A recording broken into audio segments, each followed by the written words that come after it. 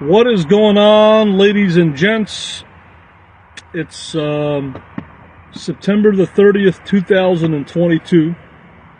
It's a little past midnight Central Time. I'm having a couple of Lavazza Colombian coffee cappuccinos with you guys. Well, it's Friday night. I really, in the past couple of weeks, I've restrained from going out and drinking. I think I need a little bit of a change in my life. I did it a little bit, tried it to mix things up, but I'm taking some time off from that. Actually, in the past couple of weeks, I really haven't been out to clubs and bars or drinking. I just thought it would be a good time to just get back to having a peace of mind and just staying away from that scene for now. I've done enough of it, I've experienced enough of it, and it's just time for a break. So I see a couple of people watching. If you can hear me and see me, say hello, press the number 69. This hangout is going to be about a few things that are on my mind as of late. I'm going to talk about the future of the United States of America, the future of van life, particularly in the United States of America, Mexico, and Canada, the future of my life. We will touch on that, and I want to talk a little bit about the disaster in Florida. Haven't really had a chance to see what's been going on with Hurricane Ian and what it did to Fort Myers, but I saw a few videos today, which was quite horrifying, what happened to the Sanibel Island Causeway. Anyways, again, I'm going to reiterate why you ask why I'm here. This is a Syrian Nomad on Facebook. Facebook has always been a viable platform for me to be on. Why am I here? I'm not here to make money. I'm not here to make friends. I'm here to just have a platform and say my say. And I don't really care less if people put this on YouTube or not. It doesn't make a difference to me. And the people that want to come in here and say hello and enjoy what I have to say, I welcome you with open arms.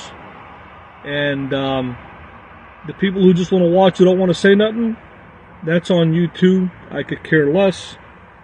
I care about the people that care about me, the ones that say hello, that are happy that I'm here, and that are happy to just listen to what I have to say. As far as people taking my videos and re-uploading them on YouTube, all you trolls out there that do that, I could care less, because I have no skin in the game. I'm not on social media to make money right now. And though there's a lot of people who like me, who love me actually, and what happens is all these troll fest videos that take my videos and re-upload them on YouTube, all that is just a hate fest and a breeding ground for trolls. And when you've been on social media like I have on YouTube since 2014, there's a lot of people that are going to love you. There's a lot of people that are going to like you. There's a lot of people that will just enjoy and are entertained. How you doing there, Jay Holly? And they're neutral. They might not agree with all the things I do and say, but they're thoroughly entertained by what I do. Those people are in the middle ground. They're neutral. But when you have these videos that these YouTube trolls put up, re-upload, and they make it look like everybody hates me, well, those people that go to those channels are all there for hate, for the purpose of just saying a hateful comment. They don't say anything constructive or educational or positive. They're just there to spew hate. And that's simply not the case. You know, when you're on YouTube and you're a social media public figure like I am and I was, and I pretty much still am, of course not everybody's going to like you. That's the beauty of the world and the beauty of having the freedom of what we want to like and don't like. Particularly, I'll take example Nomadic Fanatic. And how you doing, Jay Holly and everybody else? Say hello, press 69 if you hear me and see me. I'd appreciate you saying hello and let me know where you guys are watching from. But I'm going to give a simple thing here, a simple thing that people can use, mindset. I take, for example, Nomadic Fanatic. I have nothing against Eric Jacobs. I've watched him over the years on and off. I enjoyed watching Jax the Cat.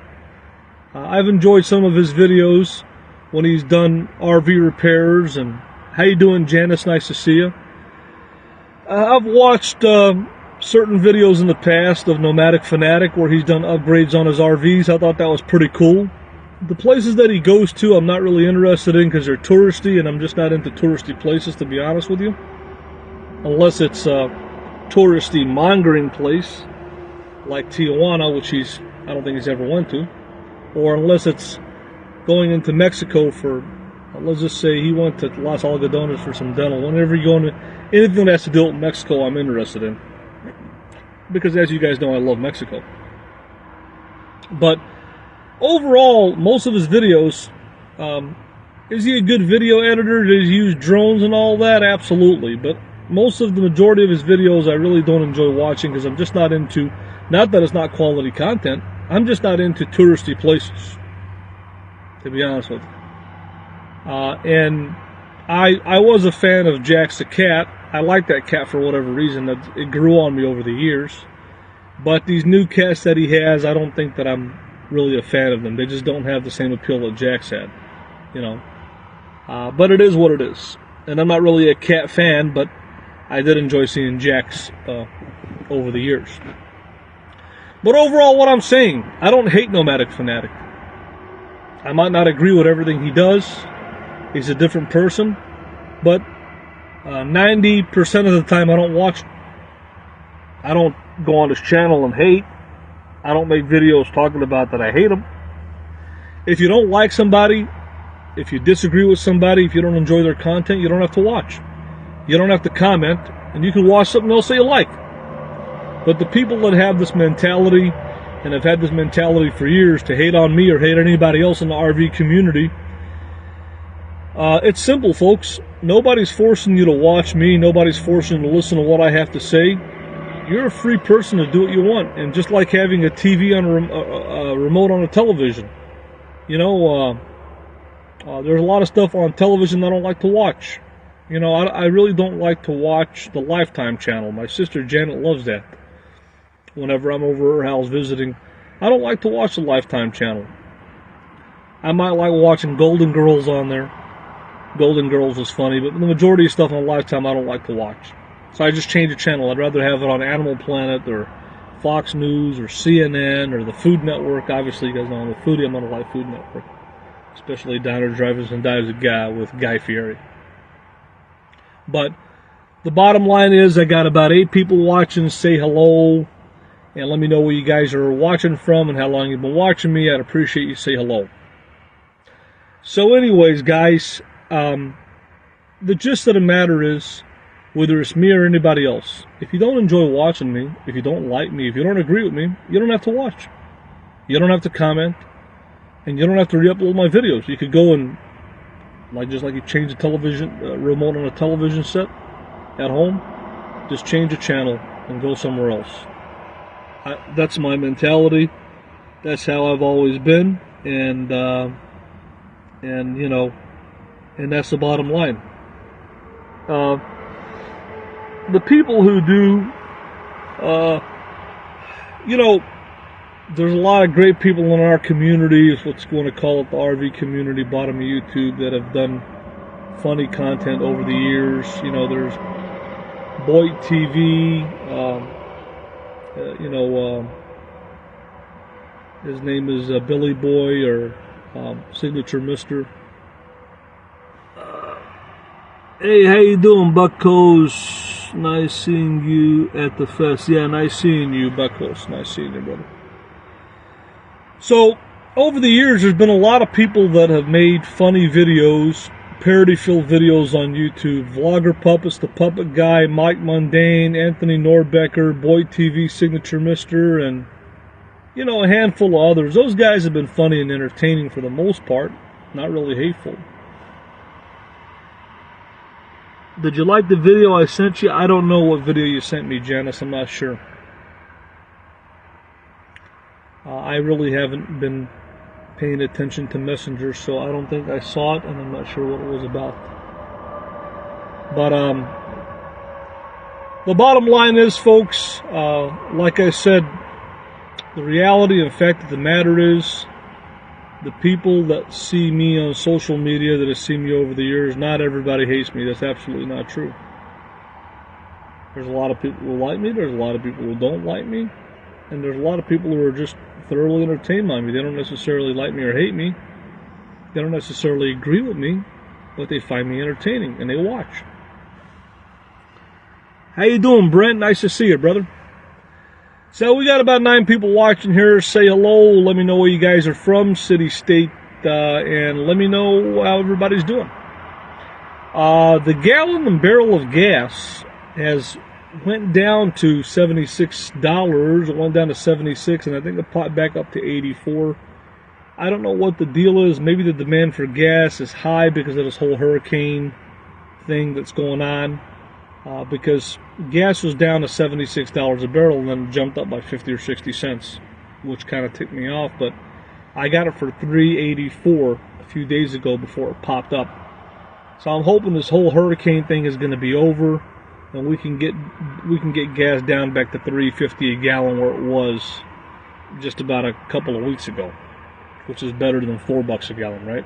Or more, $4 or $4.20. Monterey, California, spiny lobster season. Oh, Brent, so you're the guy that does the fishing, right? I think you're the guy that does the fishing videos, right?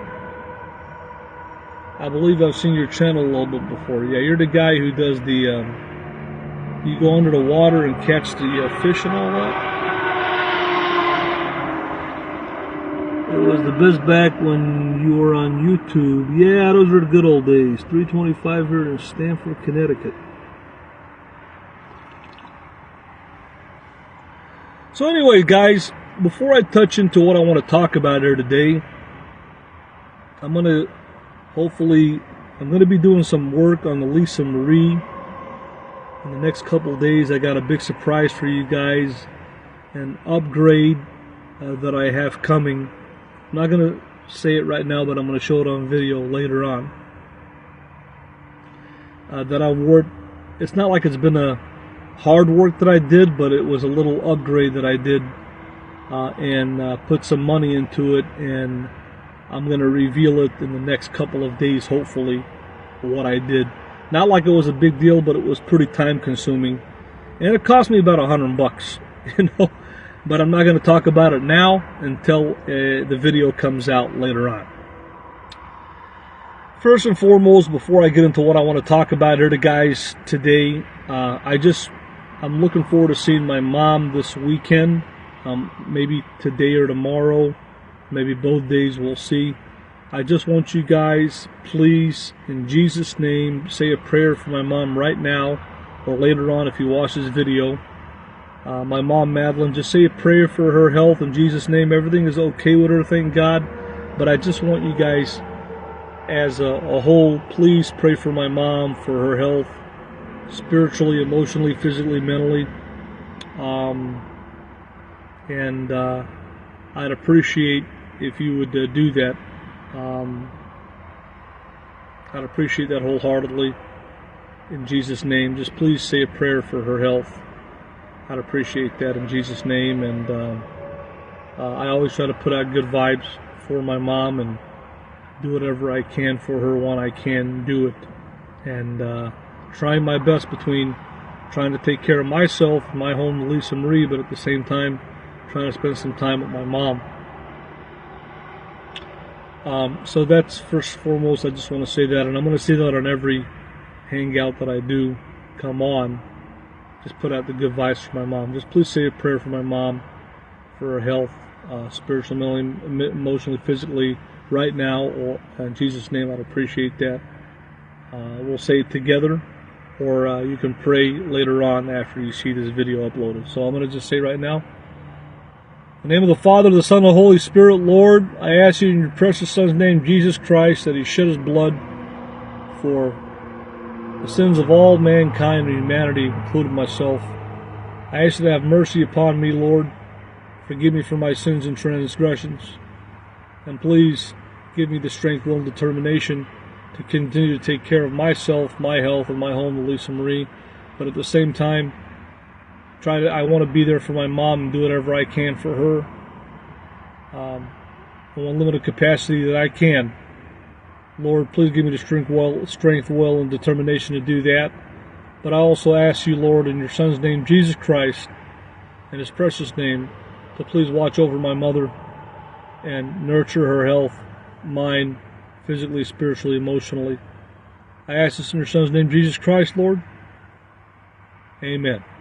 Thank you, everything that you've given me. Thank you for giving me the strength, will, and determination to carry on in my life. I know I have trials and tribulations, but you always find a way for me, Lord, to be able to find a way to persevere. I'm dealing with some trials and tribulations right now. Actually, I have a lot of problems with my teeth, dental-wise. I need a lot of root canals and crowns, but one tooth of mine is chipped really bad, and I'll show you guys. But the thing was really had a hole in there, but it's as you can see, it's chipped really bad there. This tooth right here. So I already had to have this one removed because this one was bad in 2019, and this one here is really bad. This one is bad too, it's chipped. I gotta get that done. But this one is really bad too. So, there it is. I had a hole in there, and now it's chipped really bad. So, I'm gonna have to get that done and try to keep it clean and persevere. I knew this was coming. I had a hole in there. I've had a hole in there for months, and it just kept getting worse and worse. So, you know, if I can save a little root canal and crown, I'll try to. And if not, I'll have to get it pulled. And I'm already missing 2 teeth. I've got missing one in the lower molar here on my left, and missing one up here.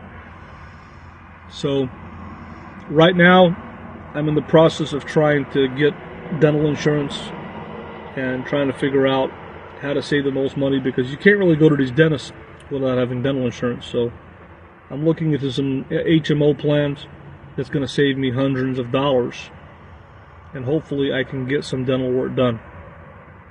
But I'm putting this out there for you guys, those who want to help me out with my dental issues, or help me out with any repairs on the Lisa Marie. Like I said, I've incurred $1,200 of cost. I have to get tires for the Lisa Marie. It's got to get brakes. I got to get a lot of other stuff. But those who want to help me out, my PayPal is still open, paypal.me/Elvis Travels. Any money would be appreciated. $5, $10, $15, $20 will be greatly appreciated. Because like you guys know, even with having health insurance or dental insurance, it's very, very expensive to go to the dentist, even with that. But I'm looking into what the best dental insurance is going to be. Oh yeah, and a lot of people, and I've said this before many times,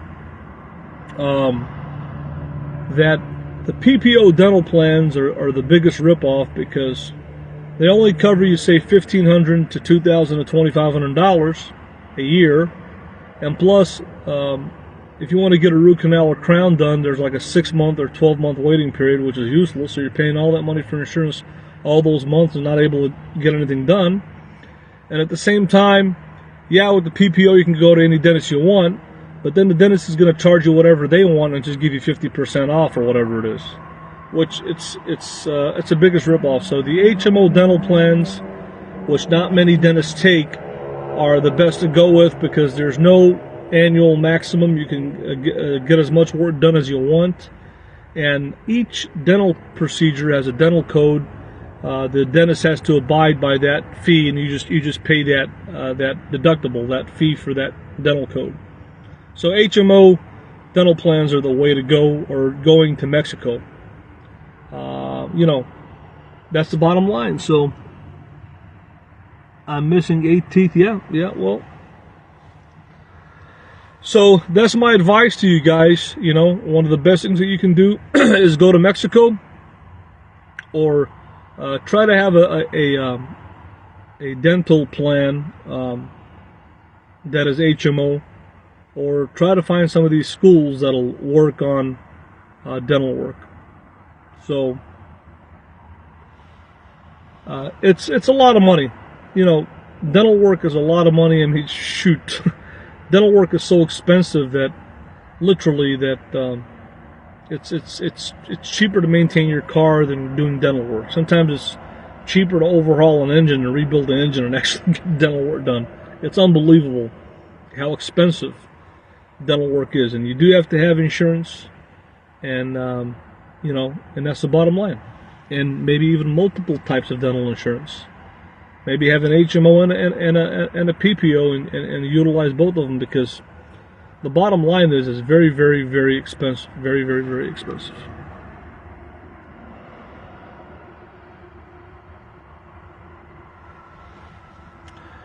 But anyways, guys, I'm not trying to put my tooth out there as a pity party, but I do have dental problems. I've had dental problems for years, and I try to do the best that I can, but it's hard. It's hard, and that's the bottom line. So you do what you can. I've already had root canals and crowns done in Mexico. I've lost 2 teeth, and it's very, very, very, very expensive. Very, very expensive, And I try to tell people that really crowns and root canals are the way to go, and implants are the way to go, because they last longer. When you get fillings done, they don't last that long. It might last you a year or 2, and that's about it.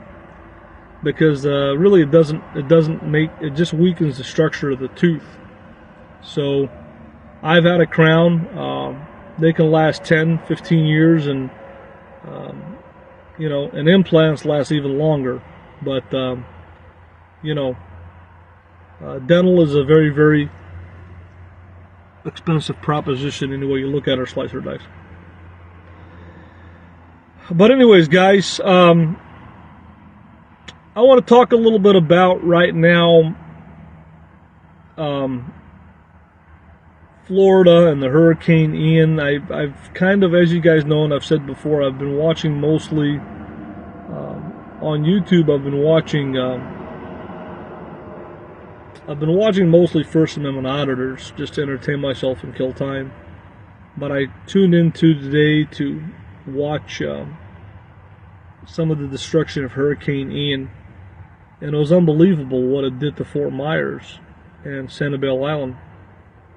And can you imagine those people, different income levels out there, insurance, power outages. There's a lot of power outages, and people. It's hot in Florida, and how many people really have generators? And also the destructions of homes and businesses and all that. Even if you have insurance, it takes a long time for insurance to reimburse you. And what do you do between that time? So I'm sure FEMA's going to come in, and the governor DeSantis is going to declare it a disaster zone and get FEMA in there. But you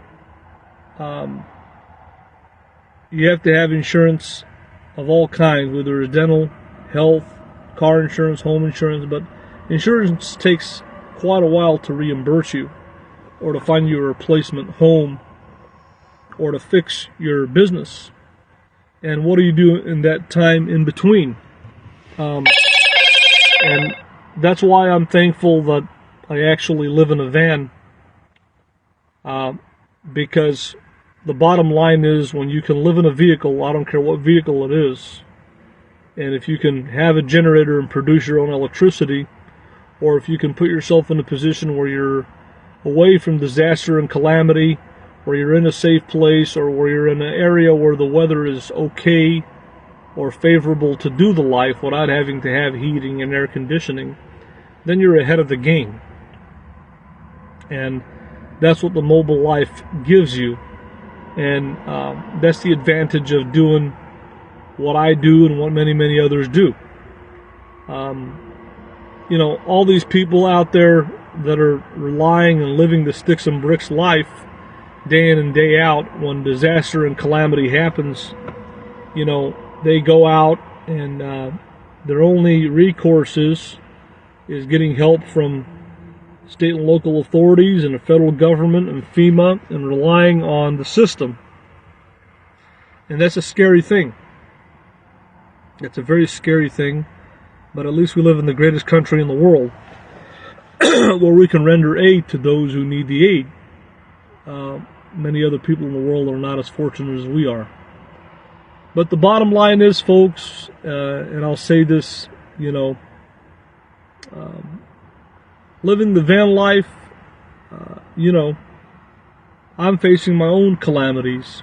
When I have a breakdown mechanically, that's a calamity for me. That's a disaster for me, financially. When I'm facing bad weather, whether it's too hot, too cold, too much rain, severe weather, snowfall, I'm facing, my life is dictated by the weather. You know, when you're living this life, let's face it.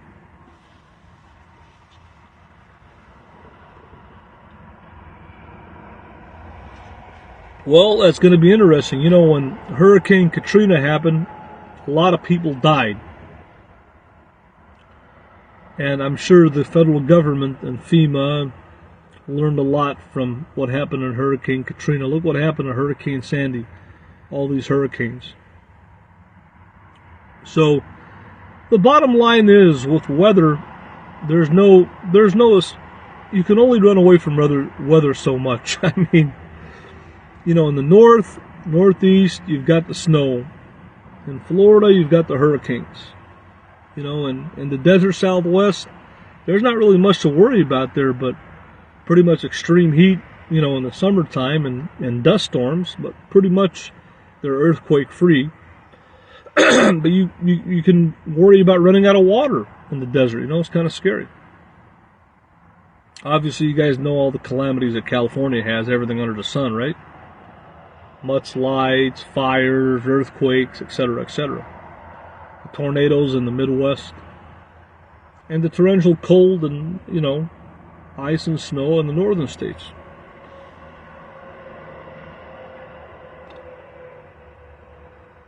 One tooth was $145 and the other $270 out of the pocket. Yeah.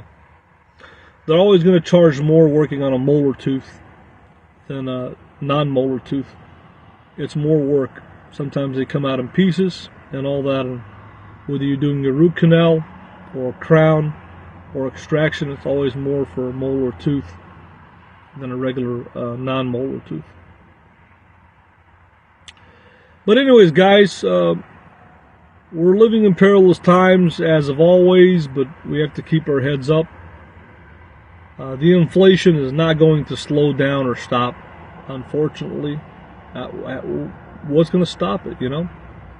And even with the barrel of oil of gas going down, we still have inflation, and we still have gas prices popping up for whatever reason. Maybe it's a hurricane, I don't know. But we need to get a break, right? But you know, people complain about $4 or $5 a gallon gas, but you know, you go to Canada or Mexico, it's a lot higher. Europe was a lot higher. You know, the world suffered because of COVID. The world is suffering because of war. The world is suffering because of natural disasters, and that's part of our human existence and what we have to deal with. But we have to stay strong and persevere and try our best and do our best to just keep our heads above water. And that's what I'm trying to do along with everybody else. So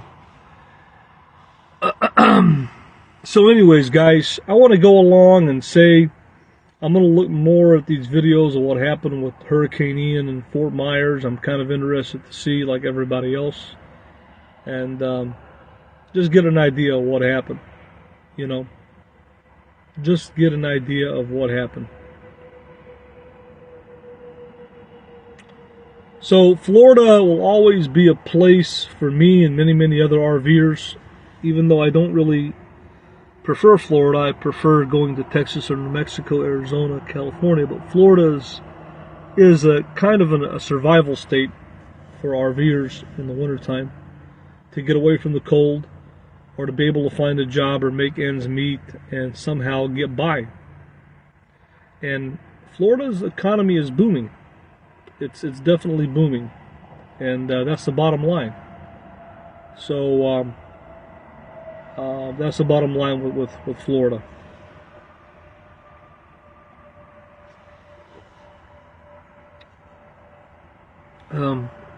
You heading out west this winter to get cold at nights.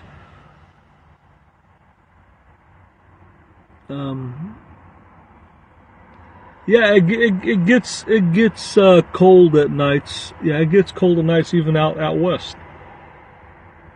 That's the thing about going out west. Even if you go as deep down into El Paso, it gets really cold, and the weather is not nice like Florida.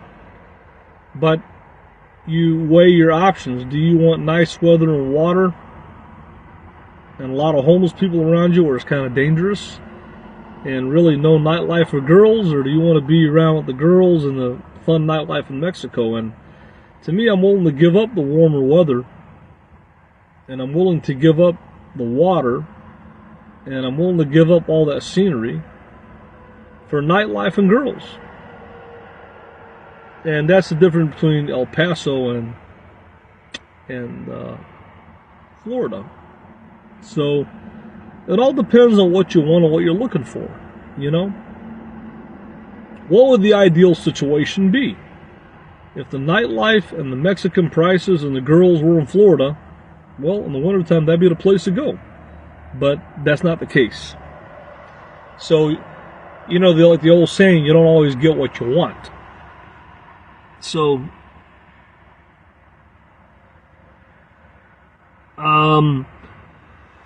most likely, I'm probably going to go back to El Paso and spend a lot of time there, because El Paso is a very, very good place to be. It's really safe for the most part. There's a lot of places to park. Gas prices are really good compared to most of the country. You can get a lot of bang for your buck in Mexico for food and girls. There's not really that much bad to say about El Paso and Ciudad Juarez. The only thing is, it does get cold over there, and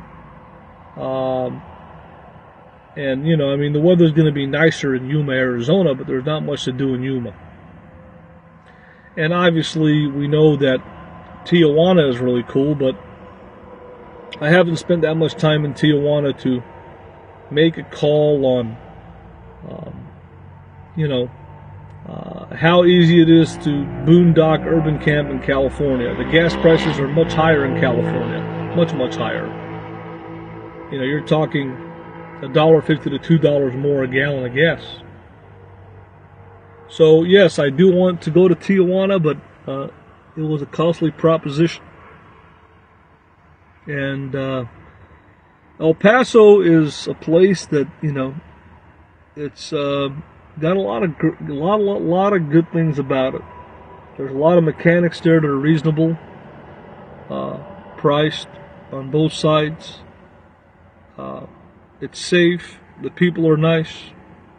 The food is not the best. But overall, it's got a lot of positives to it, and I've never spent so much time in a place on the road longer than I have in El Paso.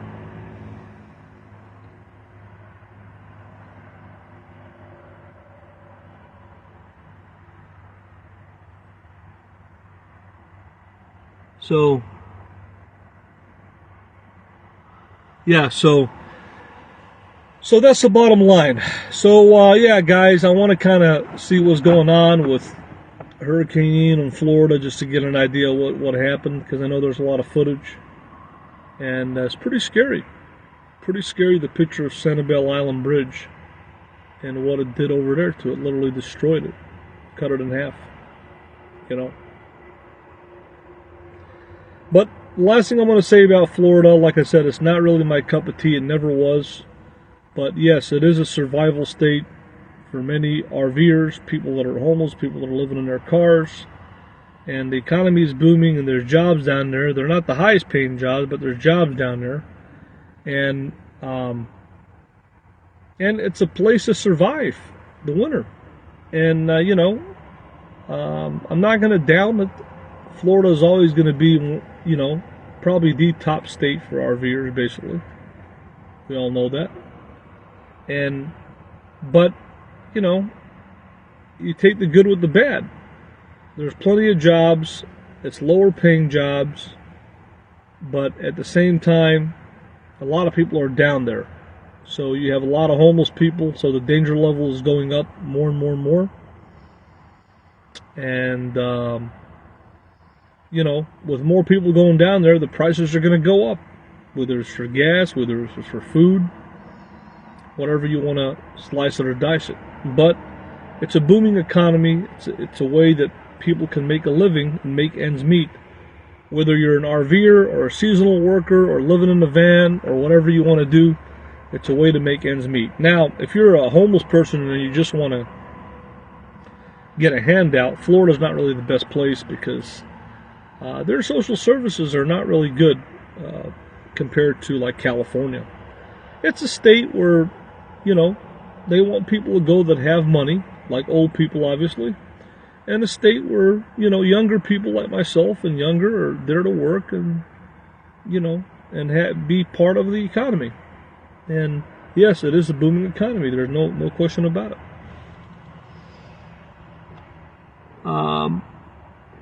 It's more expensive this winter. Will be last year. The price of food is the price of food is through the roof. It's unbelievable, It really is. How much money does it cost you for food in a week, month? Well, people have asked that question many, many times. It all depends on what you eat. I mean, right now, you can go and, it all depends on what you eat and how much you eat. Really, it varies. If you're going to eat out, let's just say a safe bet. If you eat one meal a day, you can go to a Chinese fast food and get something for $10. Well, if you do that 7 days a week, that's about $70. Let's just say 70 times 4. That's about, $150 a week. So it's about $600. What is that? $150. No, actually, if it's 70 a week, 150 is about $300, $400 a month. If you're just going to eat one meal, obviously if you're going to eat 2 meals, it's going to be more money. It all depends. It's a very question. It all depends on how much you eat, what you eat. When it comes to preparing your own meals, it ain't that much cheaper anyway, because stuff in the grocery store is sky high anyway. So you slice it or dice it. I don't care if you're eating out. I don't care if you're going to the grocery store. It's going to cost you money.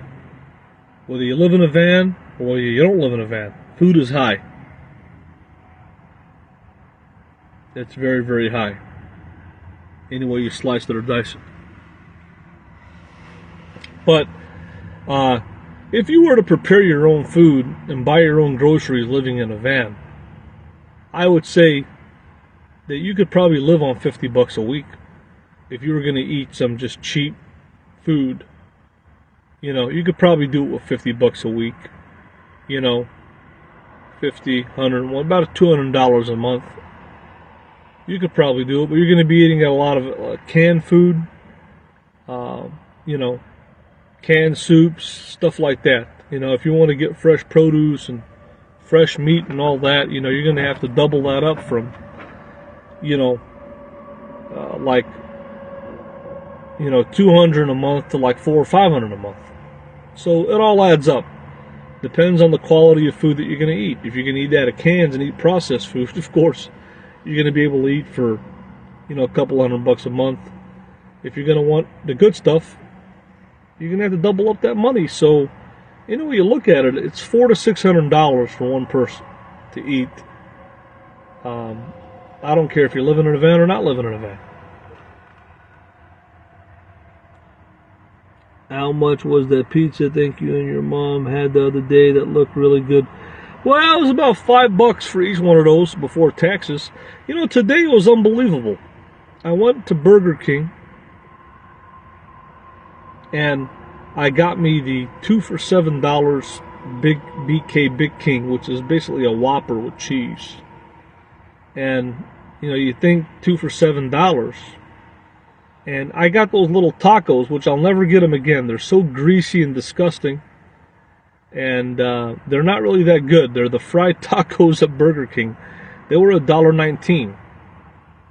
And it ended up being almost $14. And I looked at the taxes, and I couldn't believe it was 13 something percent in taxes. I'm like, son of a gun.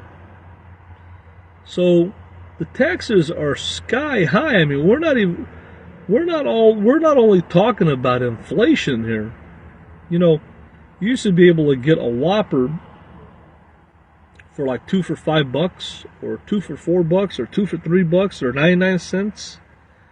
But now, you know, with not only the inflation is up, the taxes on food is sky high. I couldn't believe it. In the suburbs of Chicagoland, that I look at my receipt and it says 13 point something percent taxes. And that's another thing with Illinois. They take a lot of tax if you're working out of your checks, state tax, income tax. And then when you go to buy things, all these counties, all these cities have a different tax code. And some of them are 12%, some of them are 13%. So the taxes are sky high. And that's why the cost of living is really high in Illinois, because you have high taxes on food, high taxes on non-food items, high taxes on property taxes of homes. So, and then you're getting taxed to hell on your checks, your state tax. And we haven't even talked about federal tax yet, or FICA, or all that, Social Security.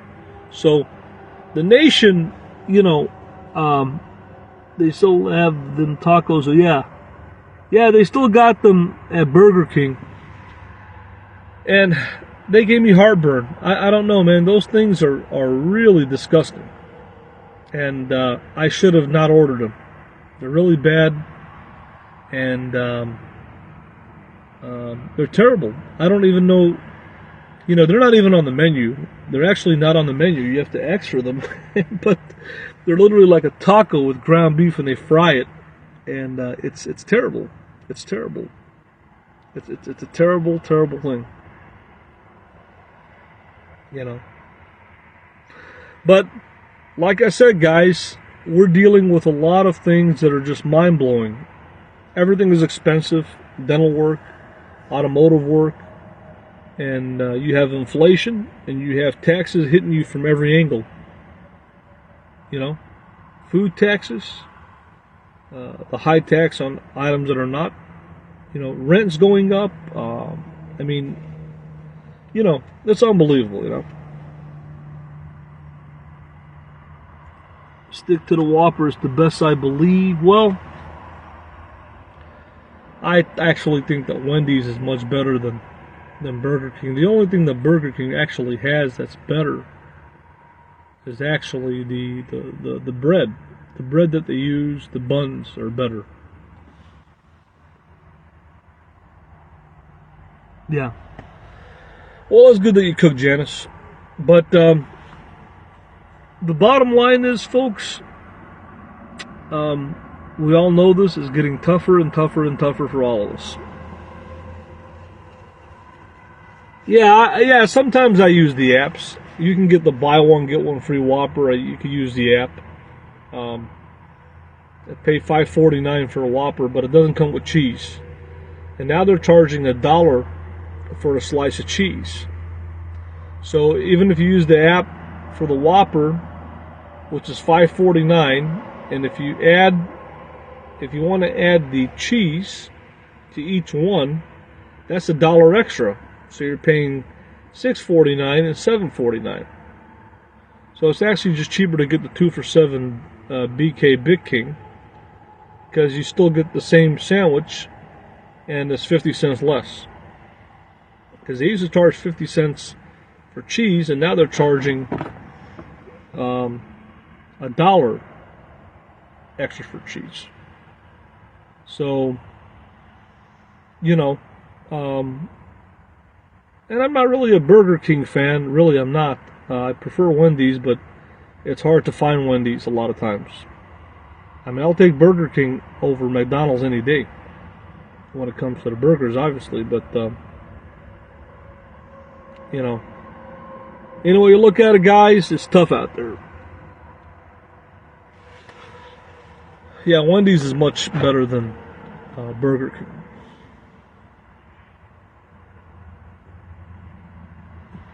Yeah. I mean, it's you know, and like you say, you go to these places, and you know,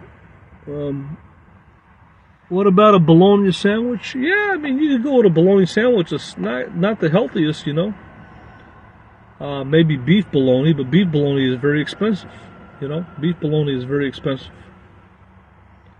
So, and beef bologna is good. Beef bologna, and one of the best things you can do with bologna is, you know, you fry it with onions, you put it on a sandwich, toast the bread, and put some mustard, and that's really good. But obviously beef bologna is healthier because it's beef, all beef, instead of getting the mix of chicken and pork.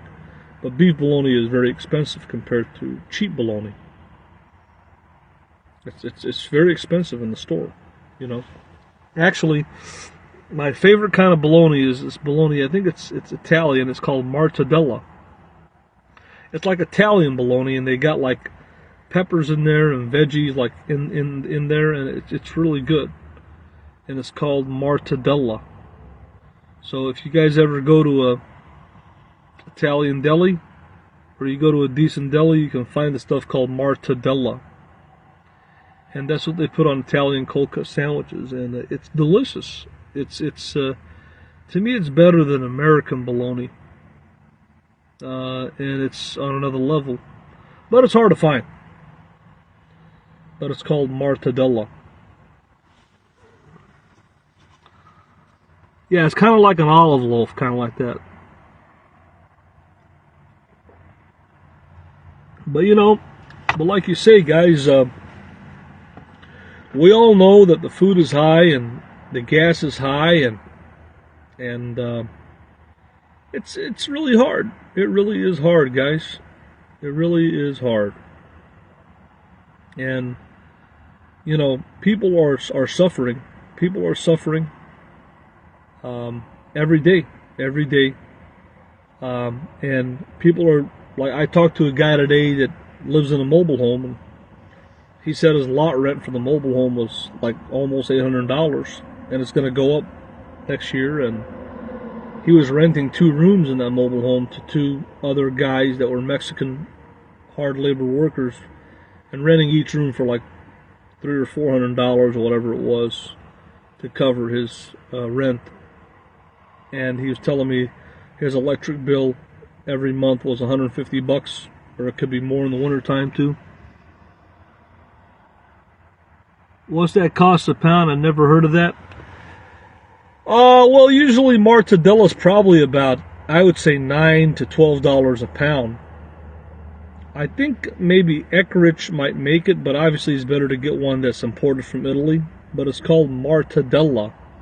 And the way you spell it is like, I think it's spelled Della. So if you can go to any Italian grocery store or a decent store that has a deli,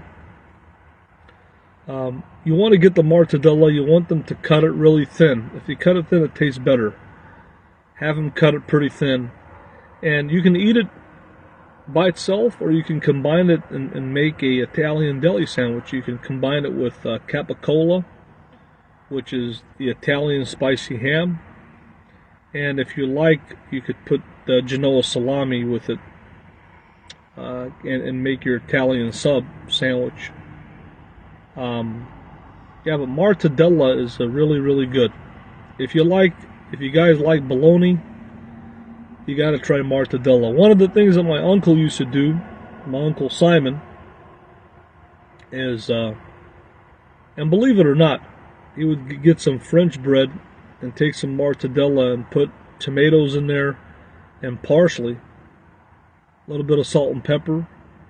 And if you want, you can put pickles in there, some jalapeno peppers, pickled jalapenos, or just eat it like that. And it's really good with the parsley and tomatoes. Just in a sandwich and some French bread. Or whatever bread you like. The other thing that's good, believe it or not, is canned corned beef. If you get canned corned beef and you chill it in the refrigerator, slice it thin, put it on some French bread with some parsley, some green onions, and some tomatoes, that's really good. And that's the same thing with mortadella. I think it's good with parsley, flat leaf Italian parsley, green onions, and tomatoes. And it makes for a really good herbaceous sandwich. It's actually, I've seen my uncle do it. You could put it in a French bread, you could put it in a wrap, but it's actually pretty good. And I don't know, I guess I've seen my family do it over the years, like my dad and uncles. I guess they kind of learned it in Iraq, but it's actually pretty good because you get the herby flavor of the green onion and parsley, and the juiciness of the tomato, and the saltiness of the corned beef or mortadella, and some nice crusty bread, and it's actually pretty good. But give that a shot, guys. That's an Assyrian-style sandwich. And another thing I'll let you guys know, since I'm a foodie, a lot of people don't know this, but I guess when the British went to Iraq to, they were supposed to help out the Assyrians in World War I. They ended up turning their backs on the Assyrians, and Simku, the Turk, ended up killing Mad bin Yamin, Saint Benjamin, our patriarch. He ended up luring him in and killing him, the Simku, the Turk. But when the British went to Iraq, they brought some British products with them, and they had a little bit of fusion cooking, kind of like how they went to India and they created the chicken tikka masala dish. But what they brought with them was Cadbury fruit and nut Cadbury bars. And the fruit and nut Cadbury bars that are from England, if you can order them on the internet, they taste. I love Cadbury fruit and nut raisin and almond bar, but the ones from England are really good. And another thing that they brought with them was HP sauce. HP sauce is a steak sauce from, I think it's from Britain or the Netherlands, somewhere from Europe. But it's it tastes much better than A1 sauce. And if you can get it in a glass bottle, that's what you want. And there's different flavors, but the original one, and believe it or not, it's really good on hamburgers. It's good on beef products mainly, and on a steak or hamburgers or beef shawarma or beef kefta kebabs, anything that's beef. This stuff is good with. It's got a really nice tangy flavor, and you can order that off the internet. That's called HP sauce is what they call it. HP or HB? Is it HB or HP? I think it's called HP, and that's really good. It's really good stuff.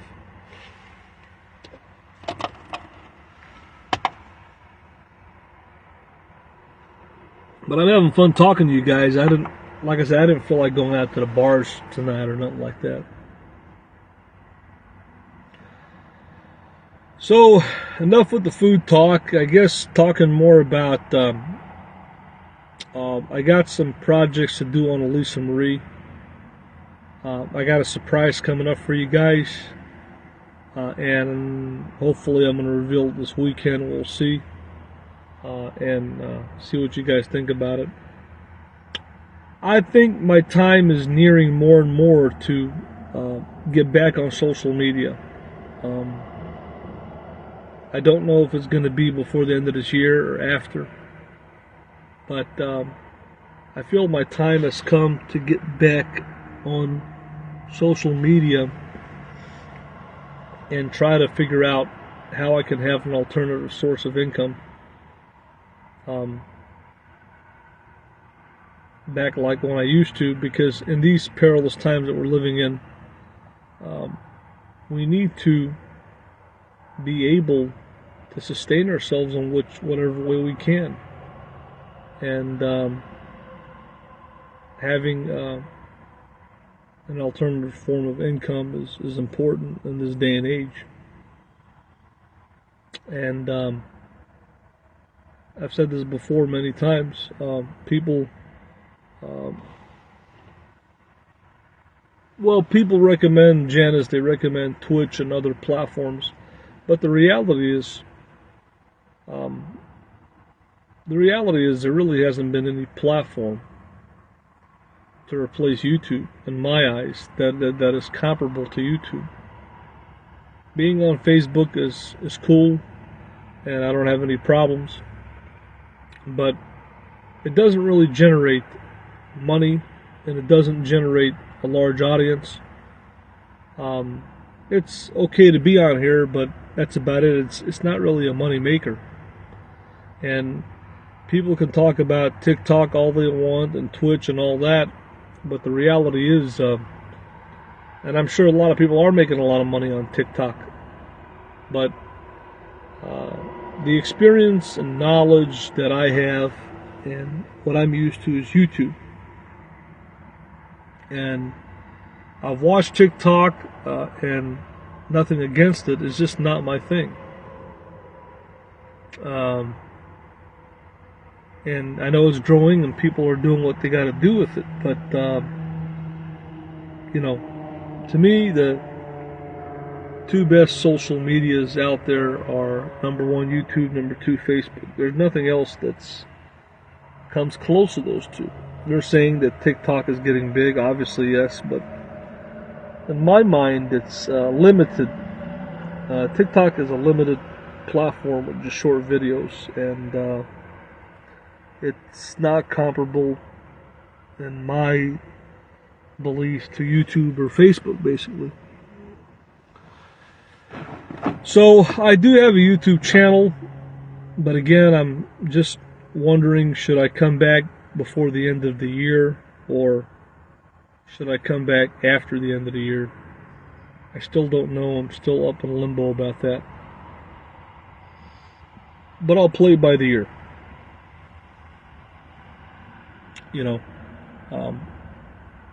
I've watched some of these guys on the bottom of YouTube, like G Mangos and Mark Terry, and mainly those two guys, and they don't really give you an opportunity, or Real Stream News. They don't really give you an opportunity to represent yourself and be part of a community. They preach a lot of hate, and that's why I thought to myself, it's just better to just have my own show than to join somebody else's show, even though I've had fun doing that in the past. But when you have so much hate and negativity and not have the ability to have your say, it's not a good atmosphere to be in. So I think it's time for me to come back on YouTube, however long it may last, however capacity, and try to establish my audience once again. Not on the same level that I had before, and I'm not expecting to do it full time, but to have a base and to have somewhere to go to call home,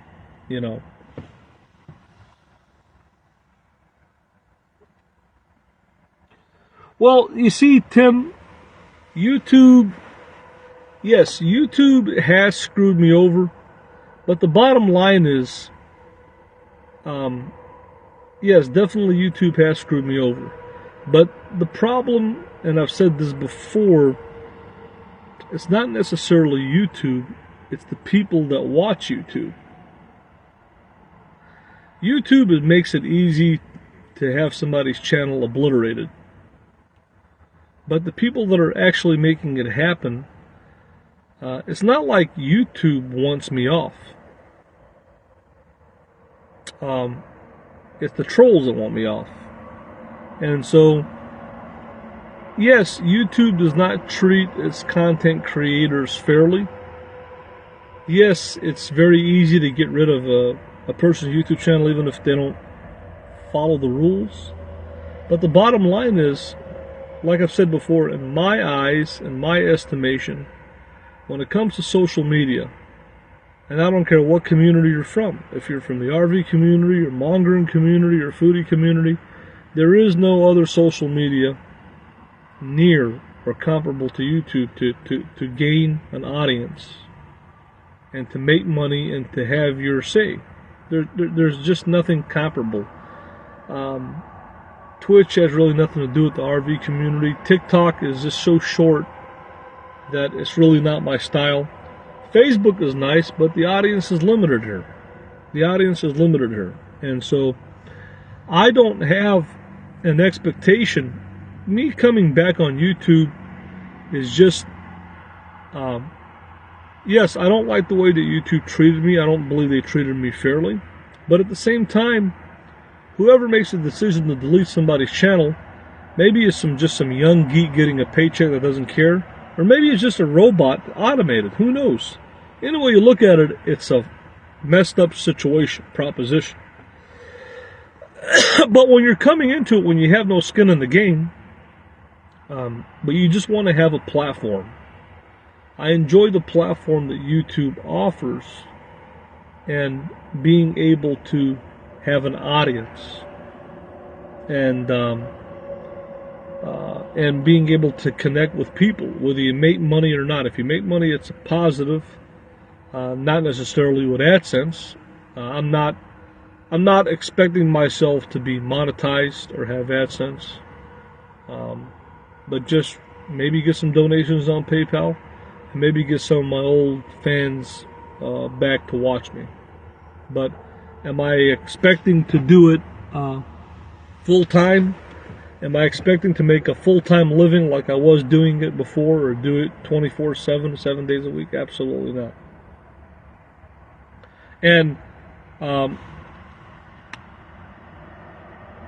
you doing there, Gino? Nice to see you. I don't know if you're that guy from Sacramento, California, but yeah, I think, yes, I agree with you, Tim, that YouTube has not treated me fairly and many other content creators fairly. They've gotten rid of a lot of people. I don't like their system. And there's a lot of nasty trolls on YouTube, but also there's a lot of people who like me on YouTube that watch YouTube. So, yes, I partly blame YouTube for treating me the way they've treated me unfairly. But at the same time, I put the blame more on the trolls by them mass messaging YouTube. Just because they want to get me off, Not that I did anything wrong. But it just comes to reality that even if you're on YouTube and you follow the rules, if enough people don't like you or want you off, it took them over 5 years, almost 6 years to get me off, but they finally got me off. And I never thought it would happen because I always followed the rules. I never broke the rules for the most part. We all make mistakes, but over time, I learned not to make the mistakes that I made in the past, and it took them, almost 6 years to get me off. It wasn't an easy thing for them to do, but finally enough people got together, and YouTube listened to them, and they got me off, even though I didn't break any rules. So, yes, I blame YouTube partly for that, not being treated fairly, but at the same time, if that's a system that works, if that's how they want to run it, YouTube, hey, if enough people complain and they want to get you off, YouTube is going to say we're just going to get them off. So does that apply to smaller channels, or does it apply to bigger channels? I don't know. I just know that's just the reality of it. So to me, I still watch YouTube. I like YouTube. There's nothing else comparable to YouTube when it comes to getting content and watching people, whether you're going to watch something recorded or social media or real life. The audience is still there. The people are still there, the good, bad, and ugly.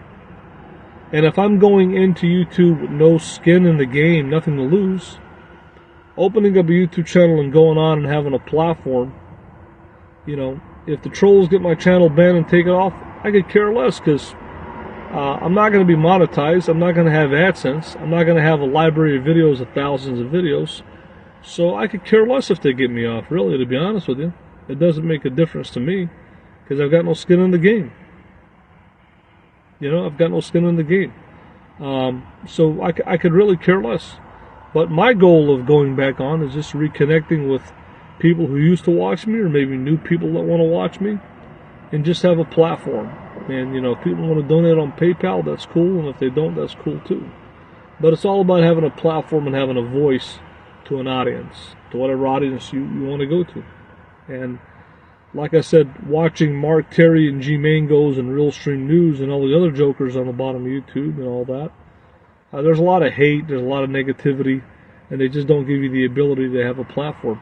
And now it's even harder to go live on YouTube, with the recommendation of having 4,000 watch hours and 1,000 subscribers, and at the same time not being able to go live on the YouTube app on the phone without having that many.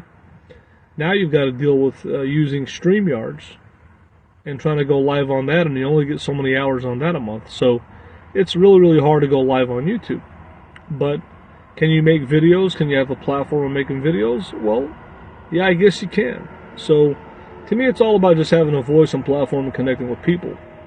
Not for the purpose of hating, but just for the purpose of having, a following and people who enjoy to watch what I do, and that's the difference between me and a lot of other trolls. I'm not on there to hate or put anybody down. I'm on there to just live my life and have people follow and enjoy and like what I do, and just have a platform just like on here.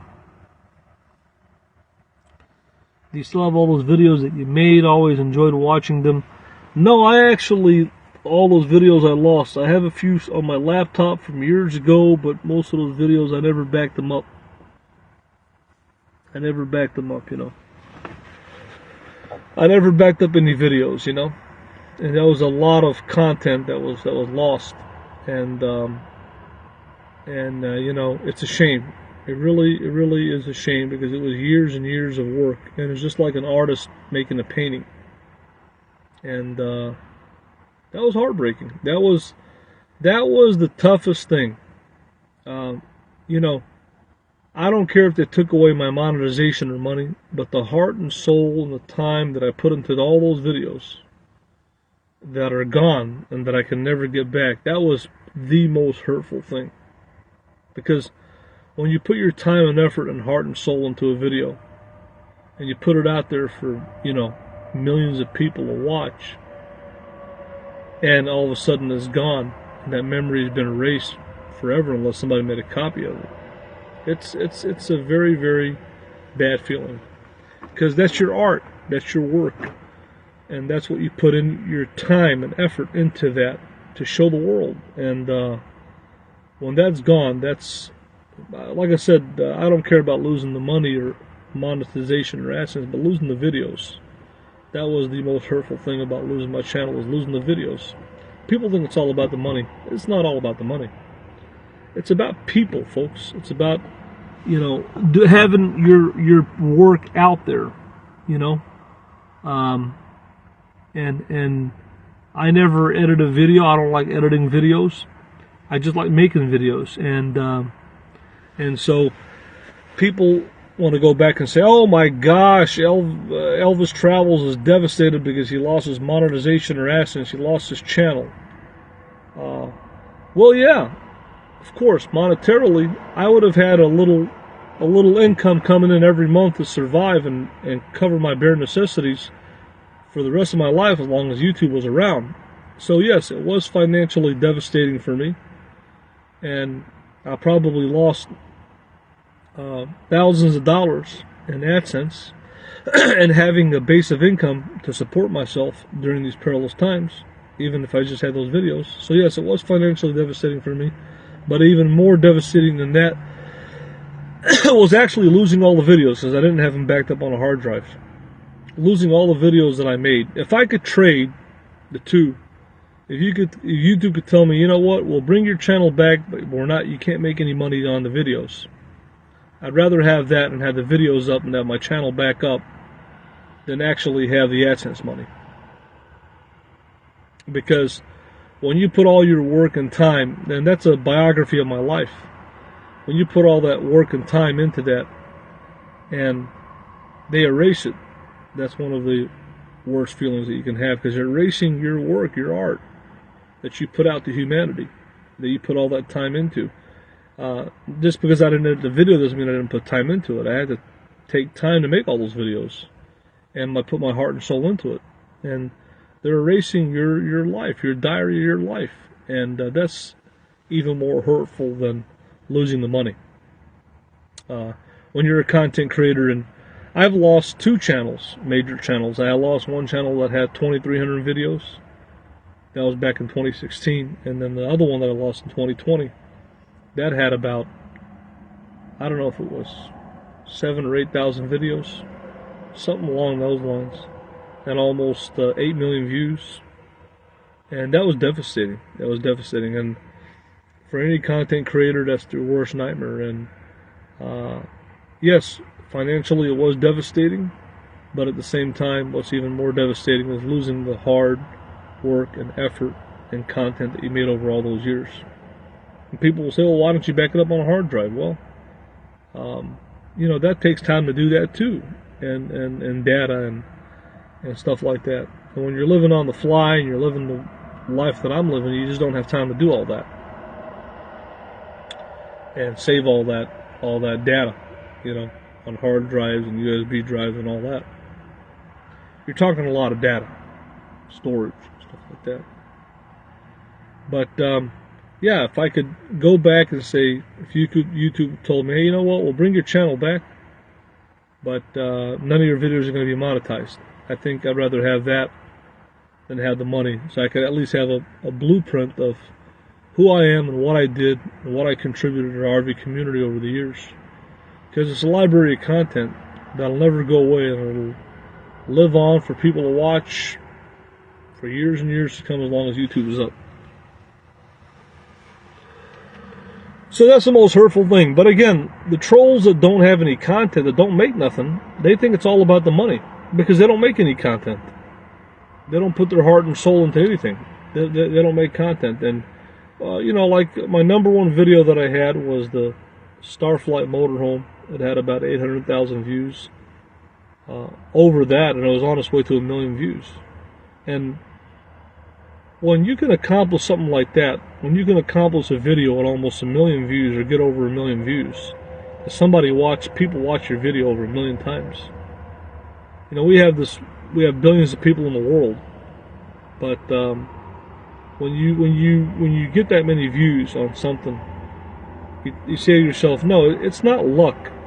It's the quality of work that you put in, and that people watch and like the video. And regardless of all the haters out there and all the trolls, when you see a video and you have 1,000 thumbs down but 7,000 or 8,000 thumbs up, and they got almost 1 million views, then it shows you that the power of good always will prevail over evil. As many trolls as I have, and all the things that I did that were controversial, that one video really, it was in another dimension. And it was going to get over 1 million views and make me all that money, and it would just put a dagger in the heart of the trolls. And when they saw that, that would put a dagger in their heart. And again, to me, it's not about the money. It's about being able to share my creation with the world and having the world to see that, because it was an information tool. That motorhome review was an information tool for a lot of people that are looking for motorhomes. And that video is gone. It's gone forever. It's never going to come back. And that's because I didn't have it saved on a hard drive. And that's because the trolls helped to get rid of that video. Not only that, I have a lot of other videos that would have helped people out looking for an RV, living the van life, that was a library of content. So by removing my channel, they've destroyed a lot of content that a lot of people could have watched and used over the years that would have been helpful to them. And whether it's a food review, a motorhome review, anything that I did, they erased a lot of good stuff. And that was the most hurtful thing about that experience. It's not the money, or just the money. Yeah, that's part of it, but more of it is removing my work that people could have enjoyed and watched for years and years to come, as long as YouTube is around. People watch those videos. And whether they might not meet me, or whether I die, my work would live on forever on social media or YouTube, as long as YouTube is up, you know. And that's the problem. When somebody removes your channel, I'll never be dead on social media, because I always have a blueprint. People take my videos and they make videos about me, whether it's positive, negative, funny, whatever it is. But I've stamped myself out as a social media icon, as a public figure, and I'll never die. Even if I die physically, I'll always be alive.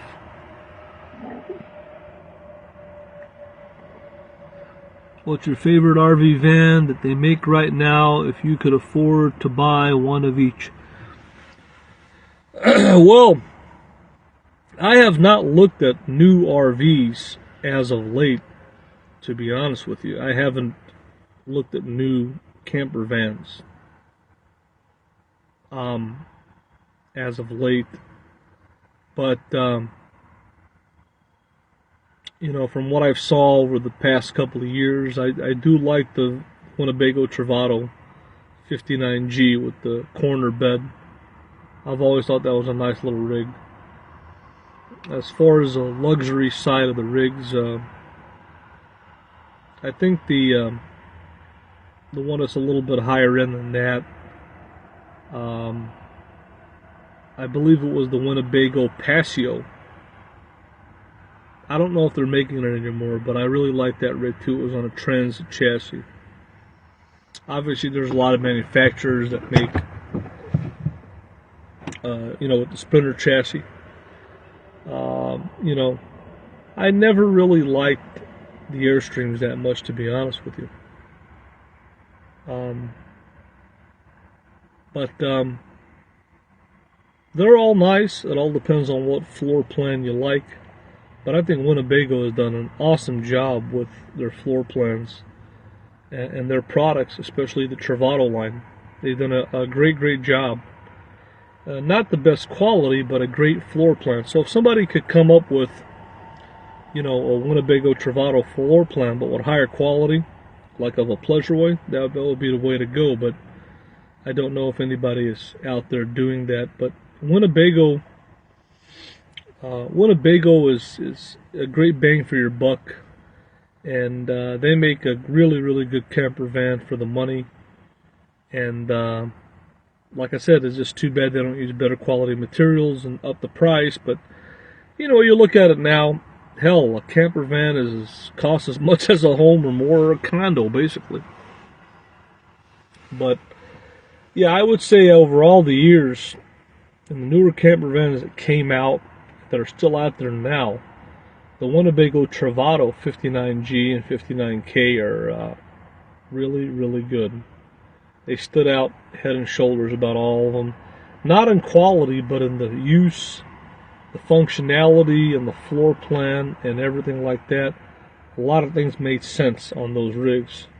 And even though I don't really like the ProMaster, I prefer the Transit chassis or Sprinter, obviously. But a lot of them use the ProMaster because it's cheaper, it's square, it's wider, and it worked out for what they were going to do with it. So I hope that they change. The ProMaster doesn't look bad on the back, but the grill and lights, I hope they change the design of the grill and lights in the front, because it's really ugly as hell. At least make it look like a Sprinter or transit van. But they need to redesign the ProMaster on the front. I think they might have redesigned it. I got to look at the newest ones. I haven't looked at them in a while. But when they came out, they were really, really ugly on the front, and I hope they're redesigned. They probably are, but I haven't kept up. Have you been ever able to tour any factory that makes them rigs? Well, that's a good question. I wanted to go to Coach House in Nokomis, Florida, but I never had a chance to. You know, they've made small motorhomes and RVs for years. They actually made camper vans before, just camper vans exclusively, and they made it on all platforms, Chevrolet, Ford, and Dodge, and they made all kind of floor plans. Coach House has always been a very, very interesting company. And my first van, people watching my channel knew that it was a 97 Dodge Coach House, and I'll never forget that van, and I wasn't able to enjoy it. It caught on fire, and Coach House is a very, very cool manufacturer of Class B motorhomes, and they made a lot of cool vans over the years, and they're one of the very unique companies that have made wide bodies and camper vans for years. So, and they're still in business down there in Nokomis, Florida. I wonder if the hurricane hit them, because they weren't, I don't think they were that far away from Fort Myers, so I wonder if there's any hurricane damage to Coach House down there in Nokomis, Florida, because I thought it was around Fort Myers, around that neck of the woods, and that's what I wanted to actually see, if they got hit by the hurricane or not. I hope that it survived and all that, because they're a cool company nonetheless. But anyways, guys, I'm going to wrap it up here in a bit. I just thought, it was nice to come on here and touch base with everybody. Yeah, again, with YouTube, I enjoy YouTube. I watch YouTube. Yes, they don't treat the content creators fairly. They get rid of you for no reason. And it's not because they want to get rid of you. It's pretty much just trolls complaining. And whether they trigger the system or some pencil neck geek just decides to delete your channel because he doesn't care to investigate, or whatever the case may be, it's messed up. But it's not necessarily YouTube's fault. It's just the way they have it set up. Hell, for all I know, maybe a computer is deleting me, or an automated system, or who knows what, right? But I watch YouTube. I watch it until this day, and I'll always be a part of YouTube, and I'll be back. Just like Arnold Schwarzenegger says, I'll be back. And would the trolls take my channel down? I could care less, because it's not YouTube that's taking me down. It's the trolls that are getting YouTube to take me down. So I don't really necessarily blame YouTube. It's just the way they have it set up. It's easy to take anybody's channel down. And if enough people complain, they'll take it down. Now, is it a human being taking it down or a robot? It doesn't really make a difference. They're going to take you down anyway. And so, does that mean that I could stop being on YouTube or whatever? I mean, no, obviously not. I mean, there's so many other communities and so many other things you could do on YouTube. And I could have multiple YouTube channels and cater to different communities. And YouTube is never going to go, I guess it's not going to go away anytime soon. Is there something else that's going to come up to replace it? I don't know. I don't see that. Have you ever been running as of late? Sure, you got stuff that needs to be done before the snow starts flying. Well, yeah, that's a good question. Getting into mechanic shops and getting mechanical work done, the time frame for that is getting shorter and shorter, because a lot of people won't work on your rig outside when it's cold. And that's one of the other bad things about being here in the Midwest. So there's not a lot of places that can take the Lisa Marie inside. And so that's another thing with being in this brutal Midwest, that the weather, and when it gets cold, it's harder to find a mechanic to work on a Class B camper van, because they're not going to work on it outside. It's too cold. And how many people really can get you inside of their shop? It's very difficult, very, very difficult. So the window on that is closing. But I've had my major breakdown, and I don't really have anything else to be done but pretty much just brakes and tires, and that's not that hard, and they can get that done pretty fast. So that's the thing with the Midwest. So, how many miles is on the rig now? Actually, well, it says 07169, so I guess it's 107,169 miles. Yeah, 7169, so I guess it's 107,169. Just a little over 107,000 miles.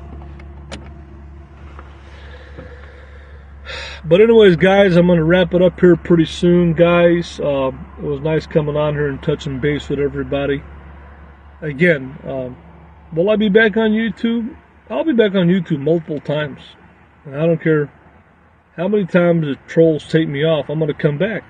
And I'm not really coming back for the money. If some money comes in on PayPal, it's cool. I'm really just coming back for the audience. And not the audience that hates me. I'm coming back for the people that like me, that enjoy to watch what I do. Whatever it may be, whether it's a food review, whether it's talking about van life, whatever it is. And just having my own platform and having my own say, and having, just like I have it on here on Facebook. See, and like I said, YouTube doesn't define me. It doesn't define me. It's an avenue, it's a platform to just get connected to people. That's all it is. And I've lived my life and sustained my life without being a content creator on YouTube before 2014. I've done it after 2020. I don't need YouTube to sustain and survive my life, but it's just a way to reach out to people, and that's the bottom line. It's the strongest social media platform, in my opinion, in the world. Nothing compares to it. People can talk about TikTok all they want. They can talk about Facebook all they want, but nothing compares to YouTube, and we all know that. And I'm not necessarily coming back for the money, but if some money on PayPal comes in, that's cool. I'm coming back for the audience. I'm coming back for the people that like to watch me, and that have watched me, and the new ones that might watch, come in and watch me. You know? And it's not just the RV community, I mean, we got the mongering community, we got the foodie community, we got the professional wrestling community. There's a lot of communities that I touch. The Syrian community. So it's not just RV community or bottom of YouTube that's going to watch me. There's many, many other communities that are going to watch me. Now, when am I going to come back? Is it going to be this month, next month, by the end of the year? I don't know, but I know I'm going to be back. When? I have no idea. It all depends on my mood. It all depends on the circumstances. I would say most likely I'll probably be back by January, by the end of the year, Christmas, like I did last year. But it might happen before that. We'll see. We'll see. We're just going to play by ear. Take it one day at a time. And I know one thing. It's just better to take life one day at a time. Yes, we have to be prepared and do the right thing that we got to do. But in life, man, as hard as life is right now, we got to take life one day at a time, and just get by and do what we can to do the best that we can. And that's one of the best things to do in life. If you just take life one day at a time, life is tough, man. Life is tough, and I've been doing that, where I could just take life one day at a time and take it from there.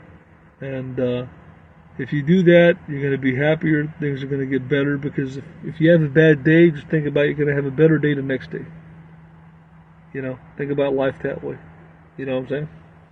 Or if you had a good day, try to think to yourself and say, you know what, tomorrow, I'm going to try to make tomorrow as good as I had today, or make it even better. Just be positive, you know. Yep, life is tough and hard some days, and, you know, good some other days. But, all right, guys. How do I stay positive all the time? You know, you just think to yourself, if you have a bad day, just say to yourself, you know what? I'm going to make it better tomorrow. And if you had a good day, try to say I'll replicate it or make it even better. But you can't burn yourself out. You got to go with the flow. You're going to have good days, you're going to have bad days. But my advice to everybody out there, and I don't care where you're at in life, I've learned you can only do so much in one day. You can only do so much and accomplish so much in one day. And just take life one day at a time. And if you do that, you'll be happier, you'll be less stressed, and you'll be able to get things done and be productive. Don't look too far ahead. I'm not saying don't be prepped and don't plan and don't, you know, be ready for a rainy day. I'm not saying that. I'm just saying do that. That's cool. But at the same time, what's more important in life is the here and now. It's not really the past. It's not really the future. It's the present. You have to concentrate on the present when you're in control. You're not really in control of the past. You're not really that much in control of the future, to be honest with you guys.